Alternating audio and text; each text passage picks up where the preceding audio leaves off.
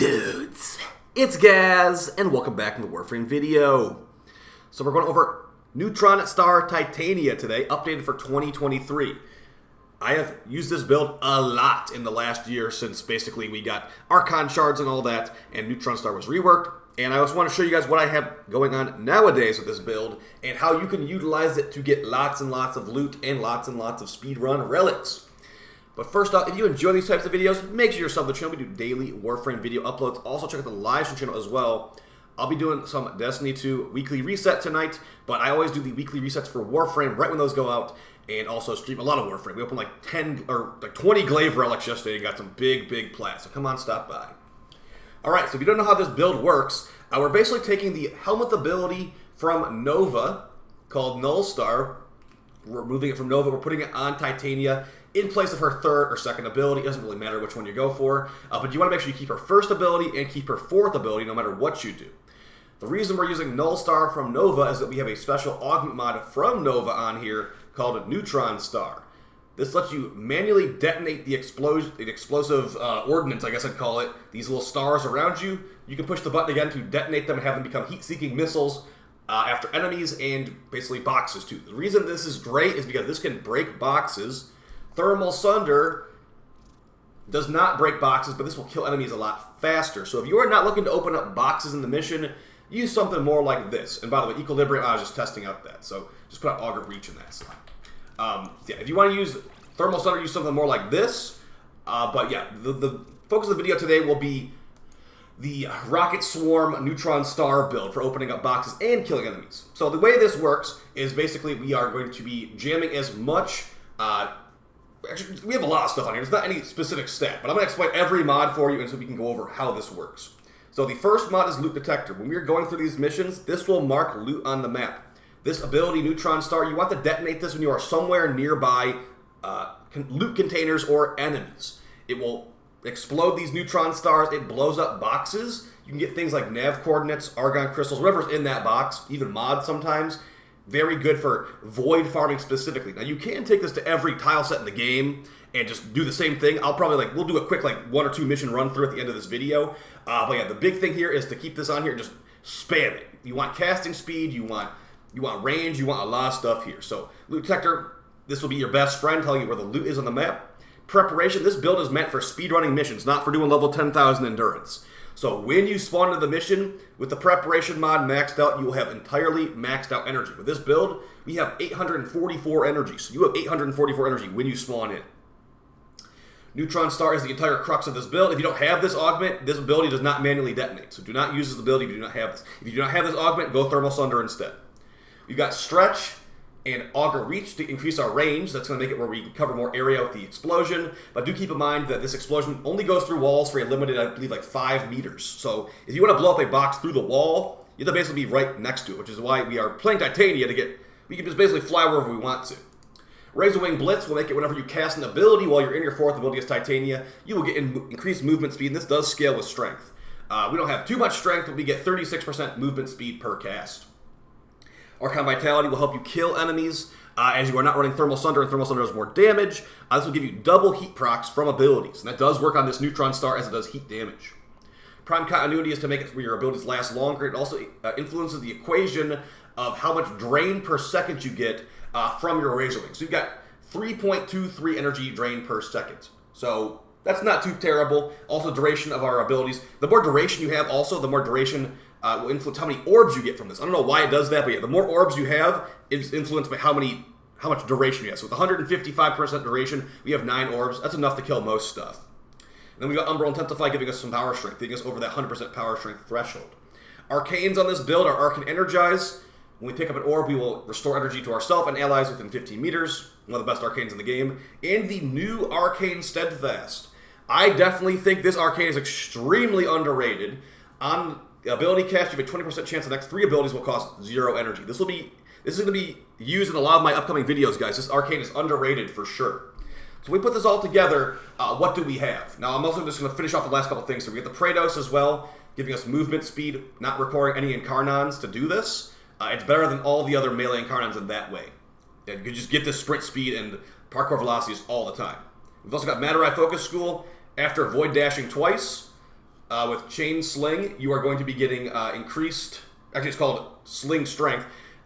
You'll get 40% ability strength for 20 seconds. I believe you get some casting speed, too. That's just going to be even more on our damage. For the Dex Pixia guns, I've got Frostbite, and I've got basically Corrosive Cold, I think, here. No, Radiation Cold. So the reason I've got Radiation Cold is that you might have seen on the build, I'm running Archon Flow. The reason Archon Flow's on here is that whenever a cold damage ability kills an enemy, it will drop an orb sometimes. Your Razor Wing little Firefly things are affected by your Dewata mods, so you can change the element of the bugs to do cold damage, and that will proc that. Sometimes gives you some extra orbs, or you can just shoot them with your Pixia with Radiation Cold. They will also drop orbs from that too. I have tested it. So that's enough talking about the builds and all that. But that is basically all of it. Let's get into a mission, and we can talk about how you use this in mission, because I know there's been no gameplay yet. The companion is not going to matter. I also want to show you one more thing. If you want to do exactly how I do this, guys, and I play this build a lot, you also want to go to your equipment button. You want to go to Orbiter, Landing Craft, and you want to change the ability of your ship to the Oracan Eye. The way you get this is you get, it doesn't even show you, purchase info. It doesn't even tell you. This comes from Zaramon, from Hidden Containers. This will scan the area and let you see Iatan sculptures on the map. Also like curios and stuff too. So as far as missions this is great for, let's start with the first one. If you watched my original video, you might have seen that I use this in the Void a lot. And I'll just do a quick run through on that and show you what I basically go for on this setup. Then we'll do some other random plant just to show how you can do it on other plants in the game too, not just the Void. Now, one of the best reasons to use Titania Prime, and any Prime frame for that matter, is when you're in the Void, these orb things right here, these death orbs, they will give you a big burst of energy when you fly near them as a Prime Warframe. I'm going to drain all my energy I can right now. Let's get to like 600 energy. I fly near this, I go back to full energy. That works for every Prime frame in the game. So if you're trying to do this farm on Titania normal, it will not be as efficient, okay? As far as shards we are using on this build, we have 3 casting speed shards to cast this Neutron star ability faster. By the way, that room's all looted, so we can move on. And we have 2 energy shards to give us more maximum energy. I did a lot of testing on this build to see what shards I like the most. I would definitely say those energy shards are up to personal preference. But just after so much testing, the 2 energy shards felt the best. I put some power strength shards in there, I put some duration shards in there. It felt the best to have the energy shard just for a little bit extra wiggle room. As you can see right now, like I'm really high on energy right now, about 700 energy. But at the same time, like it can go away pretty quickly if you get unlucky with Arcane Steadfast. So as you can see, this is what I'm doing with this build. We are flying through missions, we're opening every container, and we're basically just becoming a mobility master. Since we have fetch on our companion, we are absorbing loot when we get nearby it, and we can just fly through the mission as a flying fairy. So doing an objective like side room very easily. You're supposed to I think you're supposed to do the intended mechanics here, but we're Titania, so we don't really care about that. Another thing you gotta be careful is getting stuck in the floor, getting stuck in walls as Titania. You are moving so fast that the game sometimes just feels like it can't even keep up with you, and you just get stuck in a wall. So here's what I'm talking about. With this build, you will be farming Iatan stars like crazy. I just picked up 2 back-to-back right there, and I wasn't even trying to go for them. You get so much indirect, accidental loot with this build that it's quite nice. So we're going to take the Titania route to get out of here, just flying back up the entrance. So that usually requires a little bit of dancing around to get out of there, but we found our own way with Titania. Now, of course, you could be flying faster than this, and also these... You will get very used to these doors and stuff in the Void. So we open that, gives us another Iatan star. As you can see, we've already gotten 4 Iatan stars. We've only been here for about 2 minutes, and I've been explaining things. So, yeah, if you want to blow up boxes through walls, you gotta get close to them like I just showed right there. I think this map is looted enough. Let's just extract and we'll move on to another map. So you can just loot the entire map if you'd like to, but if you're just trying to focus on speed running, where is this waypoint? You go so fast the waypoints can't keep up. So there we go. If you want to, be picking up all this loot, it will add up over time. Like, look at all this stuff we've gotten. Iatan stars, random mods, we've gotten nav coordinates were technically bile, and you can also get argon crystals too. So these enemies are also dying while we're flying through. If you look at right here on the loot radar, I'm seeing all this loot on the loot radar. I can go into these rooms and open them if I want to. If I don't consider it worth it, I don't have to do that though. It's only 1 neutron star explosion to clear the entire room, so it can really add up over time. As you see, our energy is very safe here, so as I said, it's going to be up to personal preference. You want to go energy shards or maybe duration shards. Duration shards will give you more orbs, but the amount of orbs we have is totally fine right now. This is not, like I said, it's not meant for endurance runs. Like these abilities aren't meant to be killing level 10,000 enemies.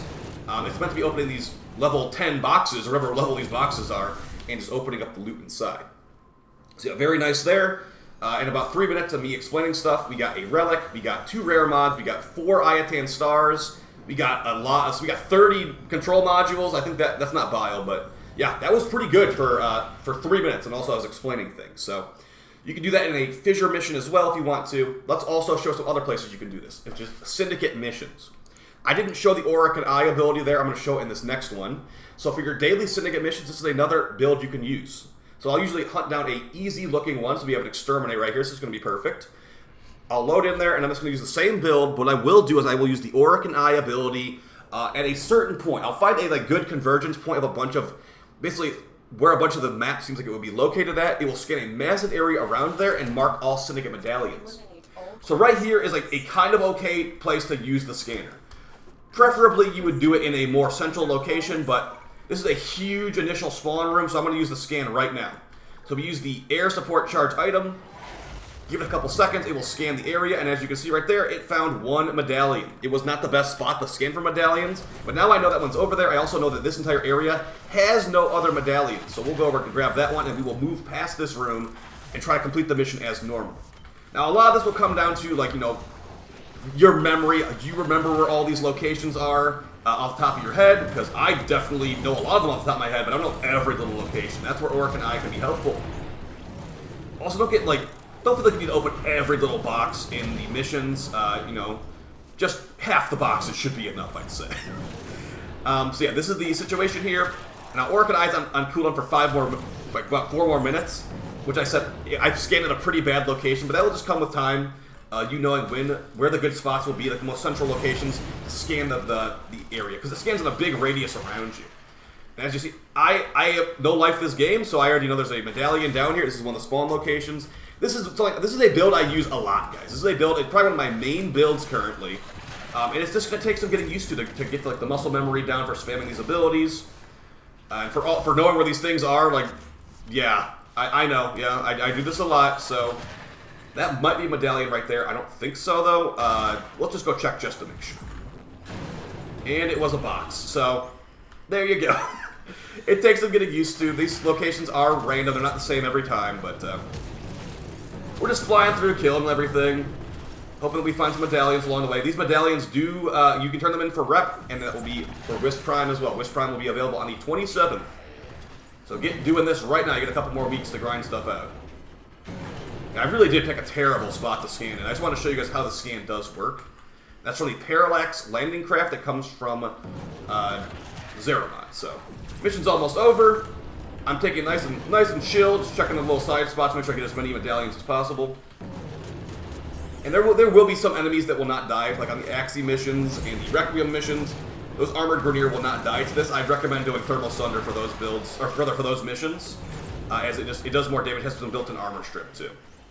But yeah, Thermal Sunder will not be doing this. They will not open these boxes. So I find that very, very valuable. And there we go. We found 4 out of 5. I'm not going to waste any more time on that. So that's going to be the build update video. Hope you guys found it fun and helpful. I do highly, highly recommend this build. These resources stack up. You might be like, I do the mission faster with Thermal Sunder. You probably do, but you're also not getting any extra resources. You're just getting the minimal drops from the enemies. We're breaking containers. We're getting more than a Thermal Sunder user is ever going to get. So that's basically it for the video, guys. I appreciate all the support. I'll see you live on stream in a little bit here. And yeah, take it easy and have fun. All right, peace.